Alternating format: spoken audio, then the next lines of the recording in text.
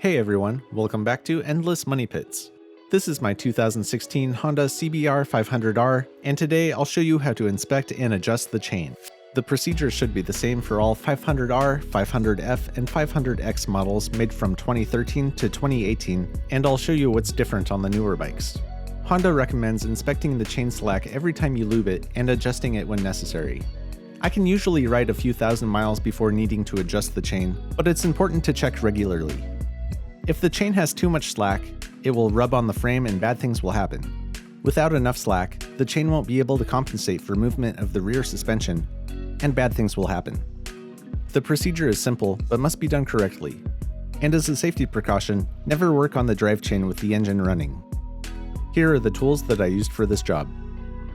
Torque wrench, socket wrench, 24mm socket, 19mm wrench, 14mm wrench, 12mm wrench, 10mm wrench, 8mm hex wrench, 5mm hex wrench, bent nose pliers, and a measuring tape. I'll start by putting the bike on stands to make it easier to work on, but it can be on the side stand for this procedure. And put the bike in neutral so the chain can move freely. I only removed the chain cover so you could see everything better. If you want to remove it, you have to remove the foot peg with an 8mm hex first. The factory chain cover is held on with two 5mm screws.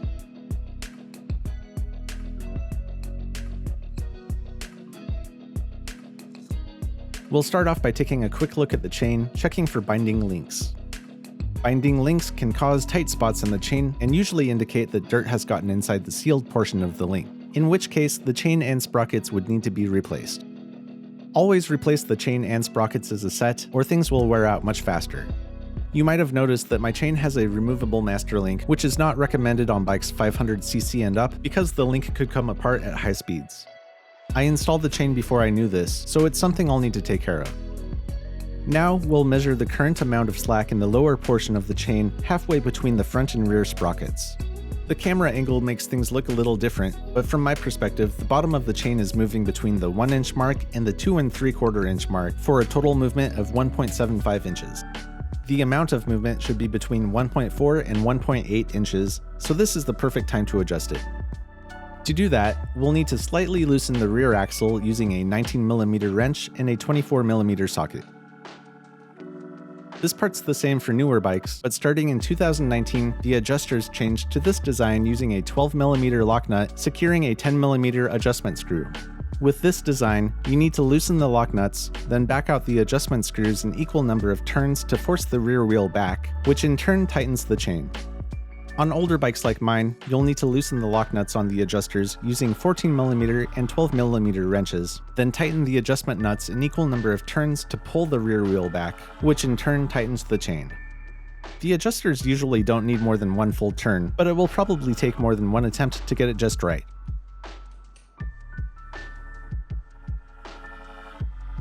Adjusting both sides equally helps ensure that the rear sprocket stays in alignment with the chain. If your sprocket is out of alignment, or if you want to check it, motorcycle chain alignment tools are cheap and easy to find online, but I won't be using one in this video.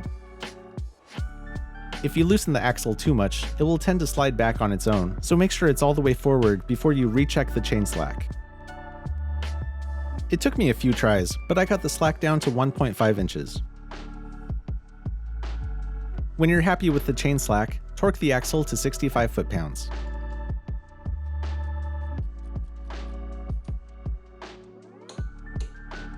If the adjusters or the adjustment nuts are loose, it means your wheel isn't pushed all the way forward.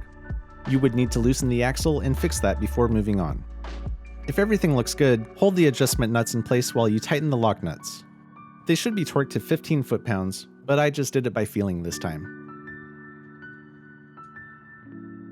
Check your chain slack one last time to make sure nothing has changed, and spin the chain to check that it still moves freely. Now take a look at the chain wear indicator. When it's in the red, it's time to replace the chain and sprockets, but it looks like my chain has a lot of life left.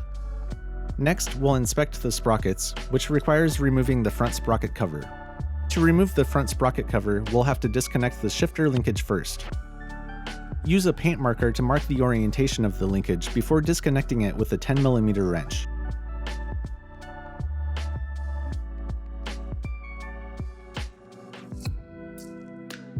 The bolt has to be removed completely.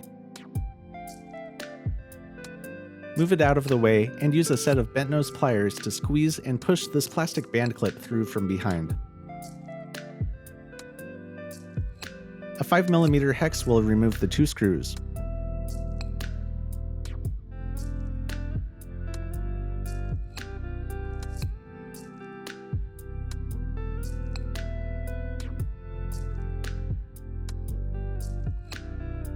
One more band clip to remove and it's free. Don't forget to clean the inside of the cover before you put it back on. Pull the chain guide off and clean it too. It's also a good idea to clean the chain while you have everything exposed. I just uploaded a video on that, so check it out when you get a chance. Take a close look at the teeth on both sprockets, checking for wear and damage. Here's what a new front sprocket looks like. Front sprockets wear out faster than rear sprockets, and aluminum wears out faster than steel. If your sprockets have damage or significant visible wear, it's time to replace them along with the chain. You should also take a look at the chain slider that wraps around the front of the swing arm to make sure it's not wearing through. The last part of the inspection is to make sure none of the sprocket fasteners are loose. If they are, retorque the drive sprocket bolt to 40 foot-pounds and the driven sprocket nuts to 80 foot-pounds.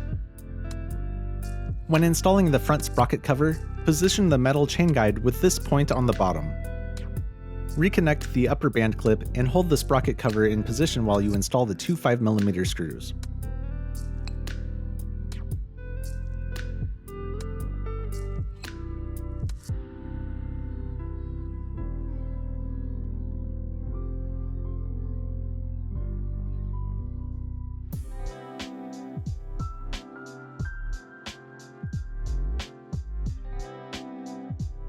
Don't forget the lower band clip. Reattach the shifter linkage, lining it up with the mark you made earlier, and install the 10mm bolt.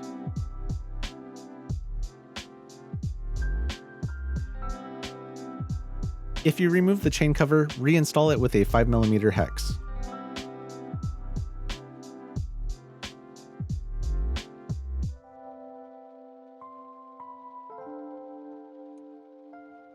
The foot peg bolt should be torqued to 27 foot-pounds, but I skipped that part. Just make sure it's not going to fall off. Now put your tools away and do a happy dance, because we're done. That concludes this week's video. If you like my videos, consider supporting me on Patreon or donating on PayPal. I quit my job and I'm not going back. As always, please like, subscribe, and leave a comment down below letting me know what you'd like to see next. And until next time, just keep throwing money at it.